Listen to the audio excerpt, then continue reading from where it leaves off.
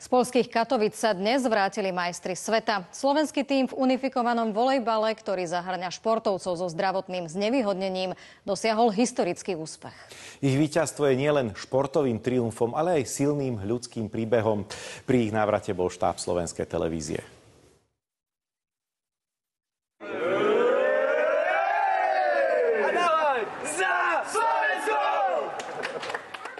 Po niekoľkohodinovej ceste reprezentanti dorazili na Slovensko. Endorfíny po zápasoch bez jedinej prehry ešte doznievali. Dobré pocity sme mali, že sme majstri sveta. Unifikovaný volejbal je viac než len šport.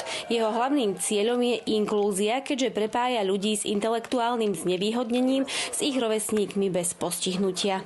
Som aj dobrý vo volejbale, a to prišiel a natrenoval a som išiel na zápas. Chcem mať dobrú formu, aby som aj ešte mohol všetko robiť. Prepojenie športovcov vytvára priestor, kde rozhoduje spolupráca, rešpekt, rovnosť. Vznikajú aj nové priateľstvá. Chlapci majú všetci veľmi dobrý zmysel pre humor. Radi sa s nimi bavíme. Tým 12 hráčov predviedol nielen vynikajúci športový výkon, ale aj silné emócie a veľké odhodlanie. Oslavy boli síce skromné, no o to srdečnejšie.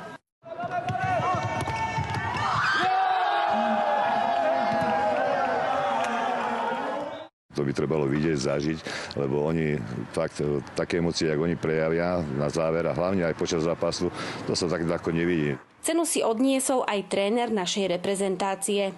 Ma to naplňa a neskutočne som rád, keď oni sa tešia z jednotlivých úspechov. Športovci s intelektuálnym znevýhodnením sú radi za každú príležitosť hrať, o to viac si cenia medailu. Na stenu si vystavím. Najnovšie tím čaká na nomináciu na Svetovú olympiádu v roku 2027. Alena Dudláková, Slovenská televízia.